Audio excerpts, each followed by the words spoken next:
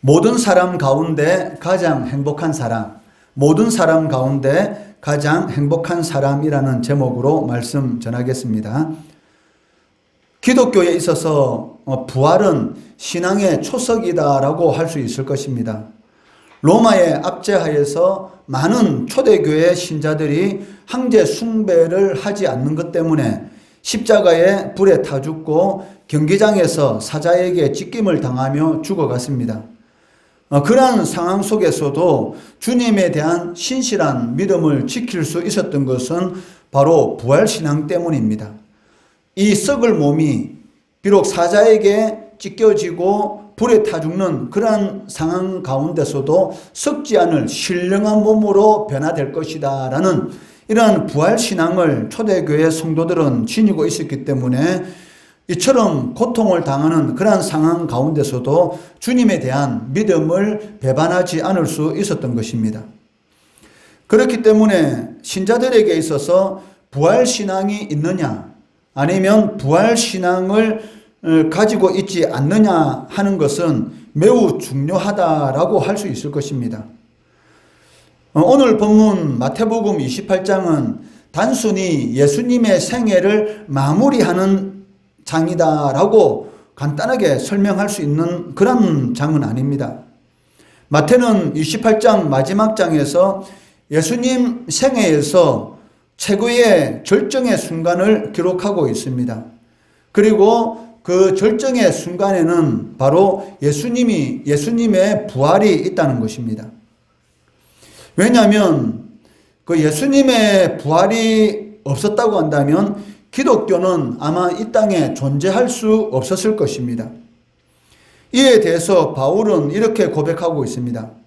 고린도전서 15장 17절로 19절 말씀해 보면 그리스도께서 다시 살아나신 일이 없으면 너희의 믿음도 헛되고 너희가 여전히 죄 가운데 있을 것이요 또한 그리스도 안에서 잠자는 자도 망하였으리니 만일 그리스도 안에서 우리가 바라는 것이 다만 이 세상의 삶뿐이면 모든 사람 가운데 우리가 더욱 불쌍한 자이리라 라고 기록하고 있다는 것입니다. 즉 예수 믿는 사람들에게 있어서 부활이 없다고 한다면 이 세상에서 가장 불쌍한 자다라고 말을 하고 있다는 것이죠. 왜냐하면 예수님의 부활이 없다면 우리가 일평생 살아오면서 간직하고 있었던 그런 믿음도 헛되는 것이고 여전히 죄의 권세 아래에 있을 수밖에 없기 때문에 그러한 모든 것들이 마치 있는 것인 줄 알고 신앙생활을 하고 있다면 그만큼 불쌍한 사람이 없다는 것이죠. 이 말씀은 다른 시각으로 바라보면 예수님의 부활이 역사적인 사실이기 때문에 신자들이 가장 복된 자들이다. 즉 신자들이 가장 행복한 자들이다라는 그런 의미가 함축되어 있다는 것입니다.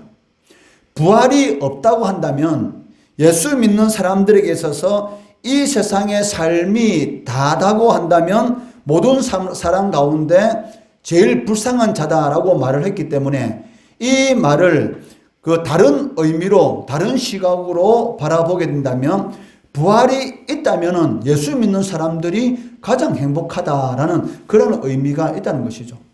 그렇기 때문에 이 세상 사람들 중에서 가장 행복한 사람들이 누굽니까? 바로 여러분들, 즉 예수 믿는 사람들, 즉 부활신앙을 가지고 있는 신자들이 가장 행복한 사람들이다라고 말을 할 수 있다는 것입니다. 오늘 주일은 예수님께서 사망 권세를 깨뜨리고 부활하신 날을 기념하는 부활주일입니다. 제자들에게 이미 여러 번 약속하신 것처럼 예수님은 죽으신 지 사흘 만에 다시 살아나셨습니다. 그러나 부활 사실을 몰랐던 막달라 마리아와 다른 마리아는 새벽에 예수님의 시신에 향품을 바르기 위해서 무덤을 찾아가고 있습니다. 부활 사실을 막달라 마리아와 다른 마리아가 몰랐다라고 말하기보다는 어떻게 보면 믿지 않았다.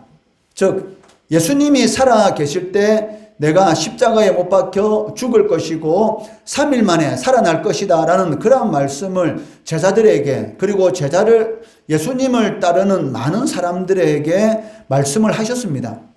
그런데도 불구하고 그 부활 사실을 몰랐다라고 하는 것은 실질적으로는 그 막달라 마리아와 다른 마리아가 이 부활 사실을 몰랐다라기보다는 그 받아들이기 어려웠다라고 말을 할 수 있을 것입니다. 왜냐하면 어떻게 죽은 사람이 다시 살아날 수 있을까? 이것은 우리의 지식으로, 인간의 이성으로는 도저히 받아들일 수가 없다는 것입니다. 그렇기 때문에 막달라 마리아는 예수님이 살아계셨을 때에 분명히 내가 다시 살아날 것이다 라고 말씀하셨는데도 불구하고 그 말씀에 대해서는 전혀 생각지도 못하고 다른 마리아와 함께 예수님의 시신에 향품을 바르기 위해서 지금 무덤을 찾아가고 있습니다. 1절 말씀해 보시면 안식일이 다 지나고 안식 후 첫날, 즉 안식 후 첫날이면 주일 새벽입니다. 안식 후 첫날이 되려는 새벽에 막달라 마리아와 다른 마리아가 무덤을 보려고 갔더니라고 기록하고 있습니다. 이 여인들이 예수님의 부활에 대한 말씀을 기억하고 부활하신 예수님을 만난다라는 그러한 믿음으로 무덤을 찾아갔다면 아마 그 기쁨은 이루 말할 수가 없었을 것입니다. 그렇지만 이 여인들은 예수님의 부활에 대해서는 전혀 받아들이지도 못하는 그러한 상황 가운데 있었고, 들었지만 어떻게 보면 한 귀로 듣고 한 귀로 흘렸기 때문에 전혀 머릿속에 남아있지 않는, 당연히 예수님의 시체만이 있을 뿐이다라는 그런 생각을 가지고 이 무덤을 찾아가고 있었기 때문에 아마 이들의 발걸음은 너무나 무거웠고 그 마음은 슬픔으로 가득 차 있었을 것입니다. 그리고 무덤에 오면서 막달라 마리아와 다른 마리아가 걱정하는 것이 무엇입니까? 그 무덤에는 큰 바위로 그 무덤 입구를 막아 놓았는데 이 바위를 어떻게 열고 우리가 예수님의 시신에다가 향품을 바를 수 있을까라는 그러한 고민을 가지고 지금 이 여자들은 무덤을 찾아가고 있습니다. 마가복음 16장 3절 말씀해 보시면 서로 말하되 누가 우리를 무덤 문에서 돌을 굴려주리요 하더니라고 기록하고 있죠. 누가 우리 이 여자들의 힘으로는 이 무덤 입구를 막고 있는 돌을 치울 수가 없는데 누가 우리를 도와주어서 이 무덤 입구를 막고 있는 돌을 치울 수가 있을까라는 그런 걱정을 가지고 무덤을 향하고 있다는 것입니다. 그러나 이러한 여자들의 걱정은 하나의 기우에 불과했다는 것입니다. 2절 말씀해 보시면 큰 지진이 나며 주의 천사가 하늘로부터 내려와 돌을 굴려내고 그 위에 앉았는데 라고 기록되어 있습니다. 큰 지진이 나서 무덤 입구를 막고 있는 어마어마한, 여자들의 힘으로는 도저히 굴릴 수 없는 그 바위가 굴러가서 무덤 입구의 문이 훤히 열려 있었던 것입니다. 2절 말씀을 통해서 우리가 한 가지 주목해 볼 수 있는 그런 사실은 성도가 주님을 사랑하는 그러한 마음을 가지고 있다면 자신의 삶 가운데 일어나는 모든 걱정, 근심들, 이런 모든 것들은 언제든지 주님께서 해결해 주실 수가 있다는 것이죠. 이 여인들이 무덤을 찾아간 이유가 무엇입니까? 예수님을 너무나 사랑했기 때문이죠. 예수님을 사랑하지 않는다면 그 무덤을 말라고 찾아가겠습니까? 예수님을 너무나 사랑했기 때문에 그 당시 그렇게 비싼 향품, 즉 이 썩은 냄새가 나지 않도록, 즉 부패가 빨리 진행되지 않도록 그것을 방지하기 위해서 비싼 돈을 주고 향품을 마련해서 지금 예수님의 이 무덤을 찾아가고 있었습니다. 사랑하지 않으면은 이러한 행동은 하지 않습니다. 예수님을 사랑하는 이 마음이 자신들이 가지고 있었던 그런 걱정, 근심, 모든 문제들이 자연스럽게 해결되는 것을 볼 수가 있다는 것이죠. 여러분들도 진정으로 여러분 마음속에 주님을 사랑하는 그런 마음을 가지고 있다면 전혀 생각지도 못하는 그러한 일들이 여러분 삶 가운데서 반드시 일어나게 되고, 어떻게 이러한 일들이 일어날 수 있을까라는 그러한 말을 여러분 입에서도 하게 된다는 것입니다. 이것은 사실입니다. 이것은 이 자리에 있는 목사도 많이 경험을 했고, 도저히 일어날 수 없는 그런 일들이 어떻게 일어날 수가 있을까라는 그러한 역사가 나타나게 된다는 것입니다. 무덤을 지키고 있었던 자들은 대제사장과 바리새인들이 세운 자들입니다. 이들은 그 일반 사람들이 아니고 군인들이었기 때문에 이 용맹스럽고, 그리고 담대하고 또 무장하였고 훈련받은 자들이었습니다. 그런데 이 하나님의 임재 앞에, 저 천사의 이런 임재 앞에서는 두려움으로 인해서 마치 죽은 사람과 같이 되었다라고 기록되어 있습니다. 4절 말씀해 보시면, 지키던 자들이 그를 무서워하여 떨며 죽은 사람과 같이 되었더라. 그러니까 이들이 군인으로서 너무나 용맹한 자들이었지만, 이렇게 하나님의 임재 앞에 하나님의 명령을 받은 그 천사 앞에서는 이 두려움으로 인해서 마치 살아 있었지만 죽은 자와 같이 그렇게 되는 그런 일이 일어났다는 것이죠.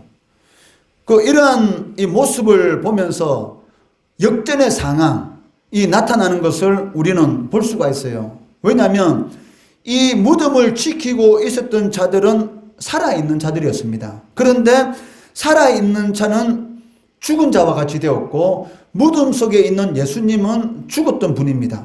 그런데 죽었던 분은 산자가 되는 그러한 역전의 역사가 일어나고 있다는 것입니다. 군인들이 지키고 있었던 예수님은 정말 죽었는데 다시 살아나셨고, 그런데 살아있던 군인들은 죽은 자같이 되는 그런 일이 일어났다는 것이죠. 여러분, 부활이라는 이 의미가 무엇일까요? 물론 이 부활이라는 것은 그 예수님이 죽은 지 그 사흘 만에 살아나신 그러한 것을 기념하는 절기로 우리가 부활주일을 지키고 있는데, 이 부활이라는 이 말의 의미는 이 어두움이 물러나고 빛이 비친다라는 그런 의미도 있고, 죽었던 것들이 살아나는 그런 생명의 역사다라는 그런 의미도 지니고 있다는 것입니다. 또 다른 의미로 앞뒤 좌우 막힌 모든 문제들 때문에 고통스러워하고 죽은 자 같이 되었던 그런 성도들의 삶이 부활, 모든 문제가 해결되는 생명의 역사가 나타난다라는 그런 의미도 가질 수 있다는 것이죠. 이것은 무엇을 의미하겠습니까? 여러분들의 믿음이 이 부활의 믿음만 가지고 있다면 여러분 삶 가운데 어떤 어려운 문제, 마치 죽고 싶다라고 생각될 정도의 그러한 어려운 문제라도 역전되는, 다시 그런 모든 문제가 해결되고 새 생명의 역사가 일어나는 그러한 역사가 여러분의 삶 가운데 일어날 수가 있다는 것입니다. 이것이 바로 부활의 능력입니다. 죽은 자가 살아나고 없는 것이 있는 것처럼 되고 바랄 수 없는데 바랄 수 있는 것, 이것이 바로 부활의 능력이라는 것이죠. 그런 것이 하나님의 능력이고 삶을 변화시키는, 역전시키는 그러한 은혜라는 것을 알 수가 있습니다.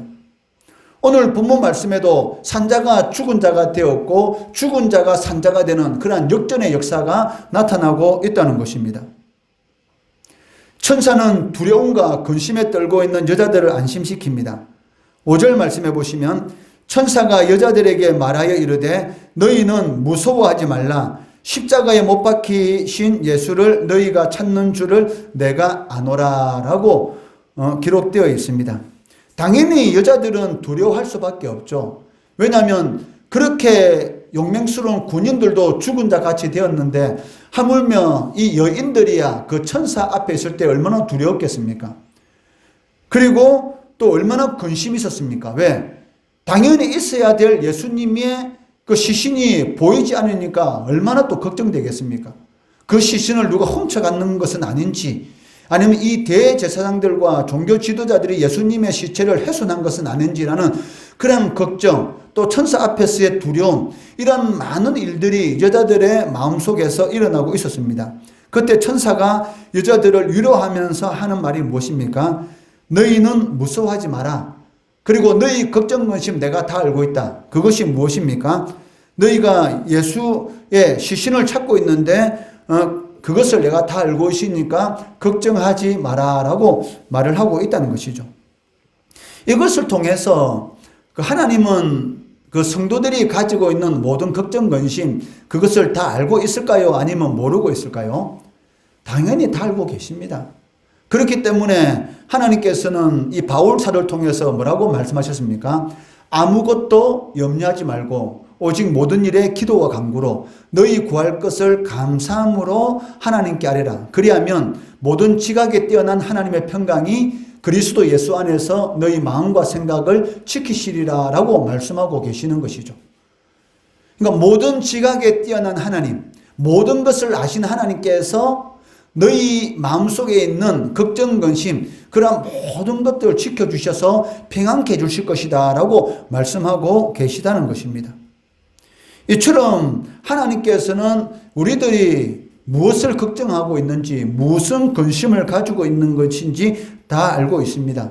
이 여인들의 지금 가장 큰 걱정은 무엇입니까? 예수님의 시체가 눈에 보이지 않는다는 것입니다.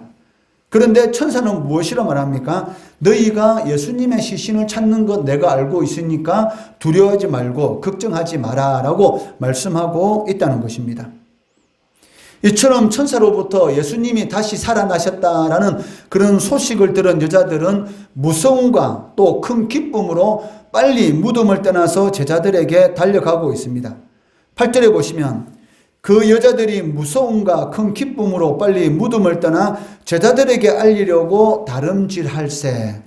아마 여러분들도 믿음을 가지고 있으면 여러분들이 상상하지 못하는 하나님의 역사를 아마 체험할 수 있을 것입니다.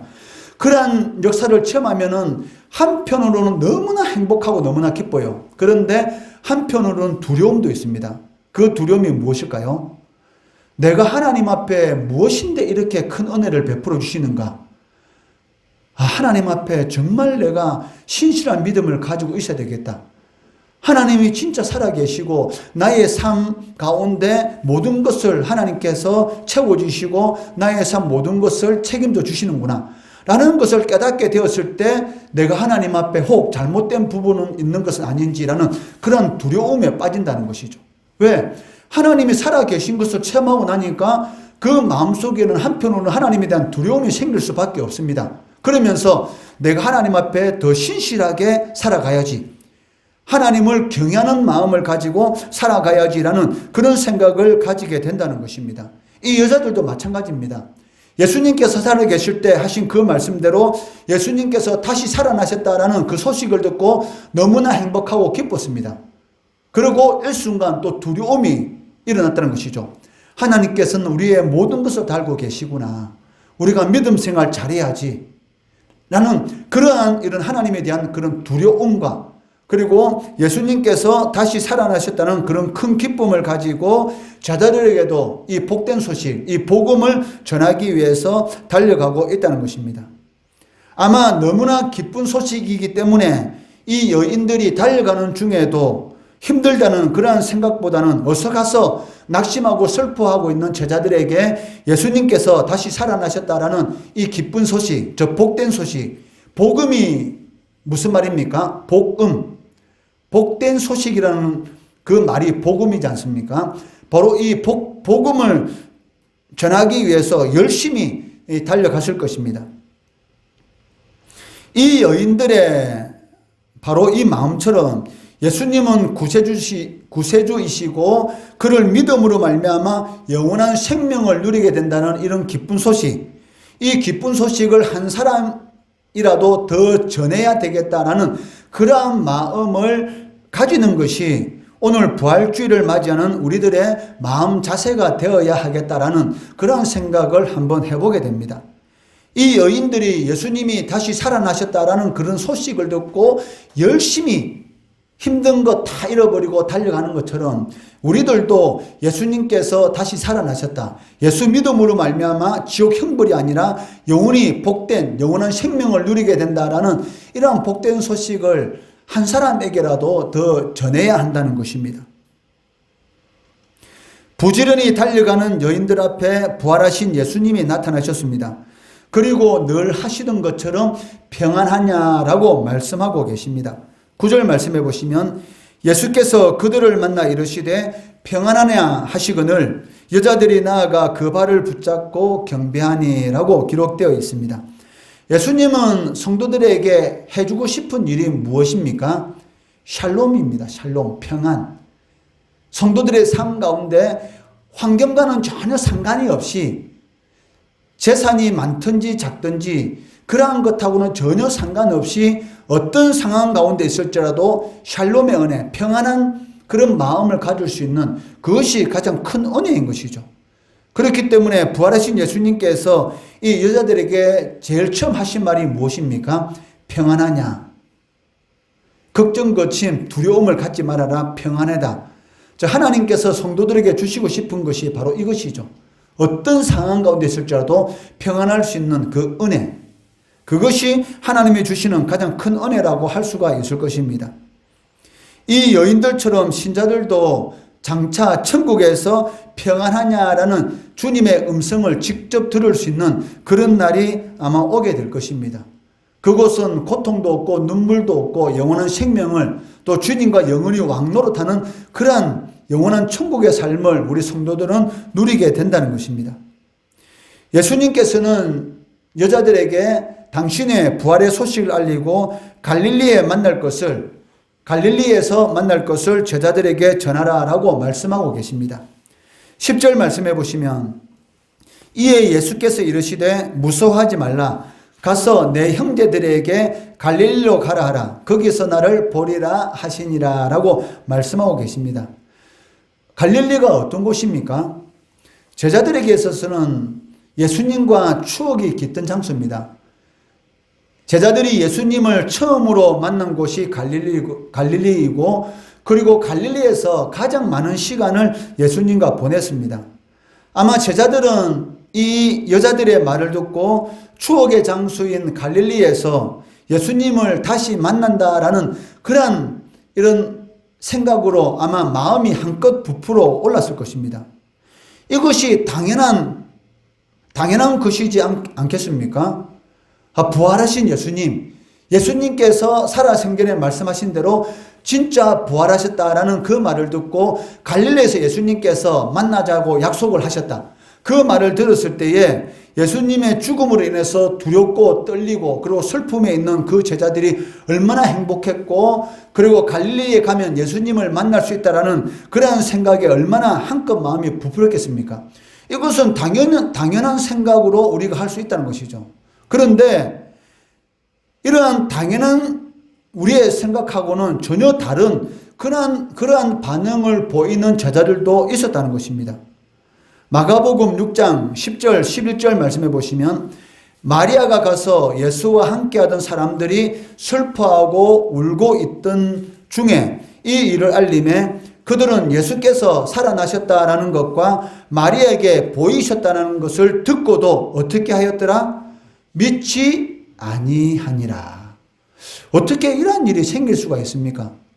예수님께서 3년 동안 동고동락 함께 식사를 하고 그리고 함께 24시간을 지내고 그리고 예수님이 하나님이시라는 것을 그런 이적과 기적을 통해서 확인을 하였고 또 예수님께서 반복적인 그러한 말씀을 통해서 십자가에 죽고 나면 3일 만에 다시 살아날 것이다 라는 그러한 이야기를 끊임없이 들었고 그리고 이 여자들 통해서 직접 부활하신 예수님을 내가 만났다.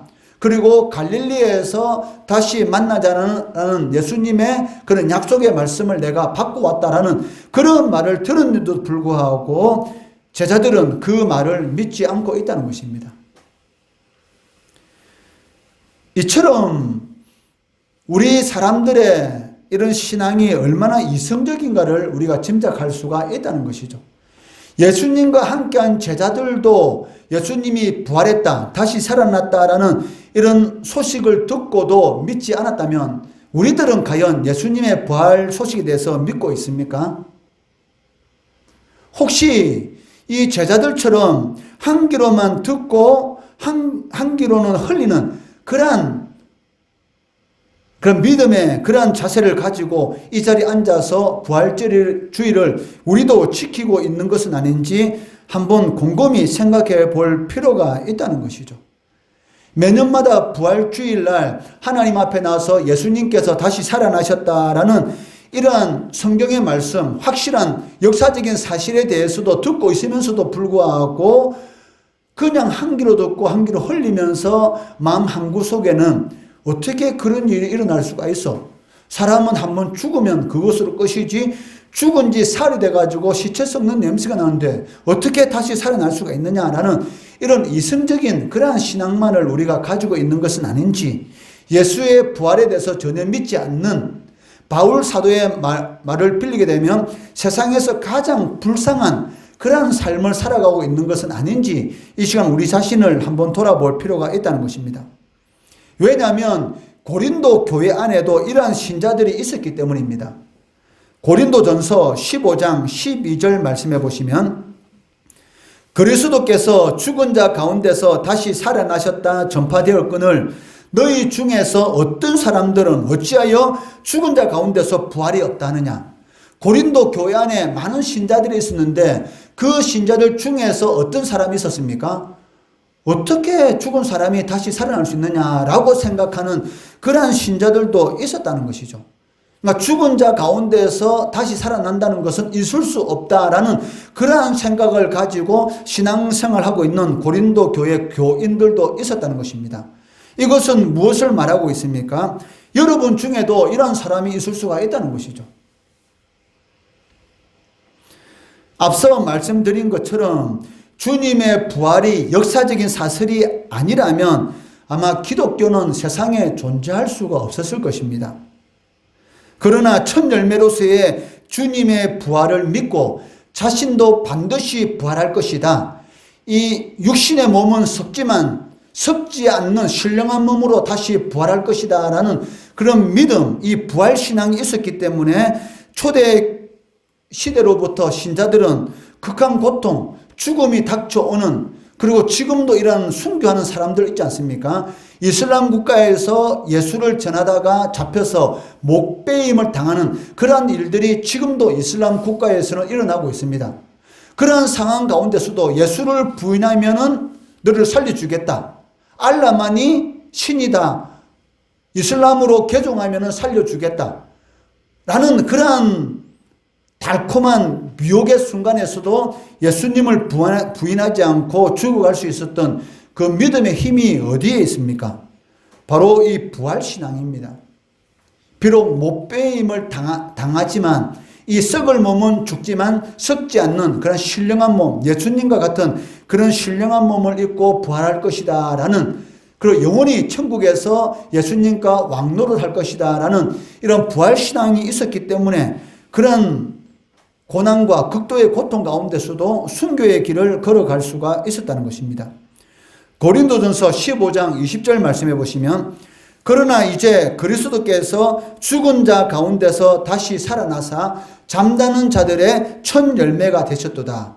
과일나무에 첫 열매가 맺히고 나면은 그 다음부터 많은 열매가 이어서 맺히는 과 같이 예수님이 처음으로 부활하셨기 때문에 예수 믿는 사람들도 이어서 계속적으로 부활을 하게 된다는 것입니다. 이러한 부활신앙이 십자가에서 불에 타 죽는 상황 속에서도, 경기장에서 사자에게 찢겨 죽는 그러한 상황 속에서도 배교하지 않고 믿음의 길을 꿋꿋하게 걸어갈 수가 있었다는 것입니다. 오늘 부활주일을 맞이하여 여러분들의 신앙 가운데도 이런 부활신앙을 확고히 할 수 있는 그러한 귀한 시간이 되시기를 주의 이름으로 축원합니다.